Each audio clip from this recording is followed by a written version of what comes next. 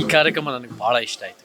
ಯಾಕೆಂದರೆ ಎಷ್ಟು attention to detail ಹೇಳಿ ಒಂದು ಕರ್ನಾಟಕದಲ್ಲಿ ಯಾವ್ಯಾವುದು ಒಂದು ಜಿಲ್ಲೆಗಳ ಬಗ್ಗೆ ಅದನ್ನು ವಿವರಿಸಿ ಮತ್ತು ಯಾರ್ಯಾರು ಸಾಧನೆ ಮಾಡಿದ್ದಾರೆ ಎಲ್ಲ ಕ್ಷೇತ್ರಗಳಲ್ಲೂ, ಒಂದು ಸಾಹಿತ್ಯದಲ್ಲಾಗಿರ್ಬೋದು, ರಾಜಕೀಯದಲ್ಲಾಗಿರ್ಬೋದು, ಮತ್ತು ಎಲ್ಲ ಒಂದು ಕಲೆಯಲ್ಲಾಗಿರ್ಬೋದು, ಎಲ್ಲರಿಗೂ ಕೂಡ ಗುರುತಿಸಿ ನೀವು ಮಾಡಿರೋ ಅದ್ಭುತ ಕೆಲಸ.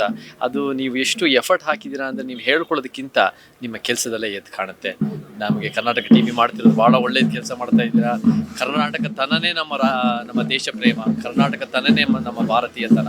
ಸೊ ಈ ಕನ್ನಡ ರಾಜ್ಯೋತ್ಸವ ತಿಂಗಳಲ್ಲಿ ಇವಿಷ್ಟು ಉತ್ತಮವಾದ ಕೆಲಸ ಮಾಡ್ತಿರೋದು, ನನಗೂ ಅದ್ರಲ್ಲಿ ಭಾಗವಹಿಸೋಕೆ ಅವಕಾಶ ಸಿಕ್ಕಿರೋದು ಭಾಳ ಸಂತೋಷ. ಸರ್, ಮೊನ್ನೆ ಅಷ್ಟೇ 70ನೇ ಕನ್ನಡ ರಾಜ್ಯೋತ್ಸವವನ್ನು ಅದ್ದೂರಿಯಾಗಿ ಆಚರಿಸಿದ್ದೀವಿ. ಆ್ಯಂಡ್ ನಮ್ಮ ಕರುನಾಡಿಗೆ 70 ವರ್ಷ ಆಗಿದೆ. ಹೇಗೆ ಅನ್ಸುತ್ತೆ? ಭಾಳ ಸಂತೋಷ ಆಗಿದೆ. ನಮಗೆ ಕನ್ನಡದ ಬಗ್ಗೆ, ಕರ್ನಾಟಕದ ಏಳಿಗೆ ಭಾಳ ಮುಖ್ಯ ಆಗುತ್ತೆ. ಅದನ್ನು ನಾವು ಆಚರಣೆ ಜೊತೆ ಅದರ ತಕ್ಕಂತೆ ಯೋಜನೆ, ನೀತಿ, ಕಾನೂನುಗಳು ಬಂದು ನಮ್ಮ ನಿಜವಾಗ್ಲೂ ಕರ್ನಾಟಕದಲ್ಲಿ ಕನ್ನಡ ಜನರಿಗಾಗಿರ್ಬೋದು, ಕರ್ನಾಟಕ ಜನರಿಗಾಗಿರ್ಬೋದು, ಭಾಷೆಗಳಿಗಾಗಿರ್ಬೋದು ಎಲ್ಲ ರೀತಿ ಏಳಿಗೆ ಆಗೋದು ಭಾಳ ಮುಖ್ಯ. ಯಾಕೆಂದರೆ ನಮಗೆ ಒಂದು ಶಾಲ್ ಹಾಕೊಂಡಿದ್ದ ತಕ್ಷಣ ಎಲ್ಲರೂ ಕರ್ನಾಟಕದ ಪರವಾಗಿ ಕೆಲಸ ಮಾಡ್ತಾ ಇದ್ದಾರೆ ಅಂತ ಹೇಳೋಕ್ಕಾಗಲ್ಲ. ಕರ್ನಾಟಕ TV ಅದನ್ನು ಖಂಡಿತ ಮಾಡ್ತಾ ಇದ್ದಾರೆ, ಬಟ್ ಎಲ್ಲ ಕ್ಷೇತ್ರದಲ್ಲೂ ಮಾಡ್ತಿದ್ದಾರೆ ಅಂತ ನೋಡೋಕ್ಕಾಗಲ್ಲ.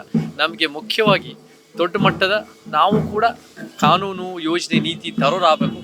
ಯಾರು ಒಂದು ಕರ್ನಾಟಕದ ಬಗ್ಗೆ ಕಾಳಜಿ ಇರೋರು, ಯಾರು ಒಂದು ಉತ್ತಮ ಕರ್ನಾಟಕ ಬಯಸೋರು, ಒಂದು ಸಾಂವಿಧಾನಿಕ ಕರ್ನಾಟಕ ಬಯಸೋರು, ಮುಖ್ಯವಾಗಿ ಅದು ಒಂದು ಸಮಾಜದ ಕರ್ನಾಟಕ, ಅದನ್ನು ನಾವೆಲ್ಲರೂ ಸೇರಿ ಕಟ್ಟಬೇಕಾಗಿದೆ.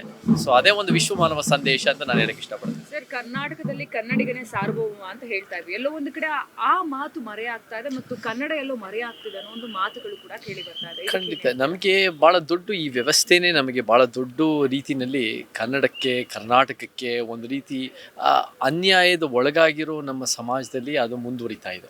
ನಾವು ಅದನ್ನೆಲ್ಲ ಸೇರಿ ಅದನ್ನು ಸರಿಪಡಿಸ್ಬೇಕು. ಅದನ್ನು ಒಂದು ಪ್ರಾಮಾಣಿಕ ಪ್ರಯತ್ನ ಮುಖಾಂತರ ನಾವು ನೀತಿ, ಯೋಜನೆ, ಕಾನೂನುಗಳು ತಂದು ಅದನ್ನು ಇಂಪ್ಲಿಮೆಂಟ್ ಮಾಡಿ ನಮ್ಮ ಭಾಷೆಗಳಿಗೆ, ನಮ್ಮ ಕನ್ನಡದ ಮತ್ತು ನಮ್ಮ ಕರ್ನಾಟಕದ ಭಾಷೆಗಳು ಮತ್ತು ಅದರ ತಕ್ಕಂತೆ ಶಿಕ್ಷಣ, ಉದ್ಯೋಗ ಎಲ್ಲ ರೀತಿಯಲ್ಲೂ ಉತ್ತಮಗೊಳಿಸೋದು ಮುಖ್ಯ ಆಗಬೇಕು. ಸೊ ನಮಗೆ ಬರೀ ಒಂದು ಸಂಭ್ರಮ ಅಷ್ಟೇ ಅಲ್ಲದೆ ಜನರ ಬದುಕು ಕೂಡ ಉತ್ತಮವಾಗಿ, ಅದು ಒಂದು ಸಂಭ್ರಮದ ಬದುಕು ಕೂಡ ಭಾಳ ಮುಖ್ಯ ಆಗುತ್ತೆ. ಸೊ ಅದನ್ನು ನಾವು ಮಾಡೋಕ್ಕೆ ಒಂದು ಪ್ರಾಮಾಣಿಕ ಪ್ರಯತ್ನ ಇರಬೇಕು. ಸೊ ಕರ್ನಾಟಕ TV ನೀವು ಭಾಳ ಉತ್ತಮವಾಗಿ ಮಾಡ್ತಾ ಇದ್ದೀರಾ. ನಾವೆಲ್ಲರ ಜೊತೆಗೆ ಸೇರಿ ಮಾಡೋಣ ಅಂತ ನಾನು ಹೇಳಕ್ಕೆ ಇಷ್ಟಪಡ್ತೀನಿ. ಧನ್ಯವಾದಗಳು ಸರ್. ಯಾರಾಗ್ತಾರೆ MLA ಅಭ್ಯರ್ಥಿ 2028 ಶೀಘ್ರದಲ್ಲೇ.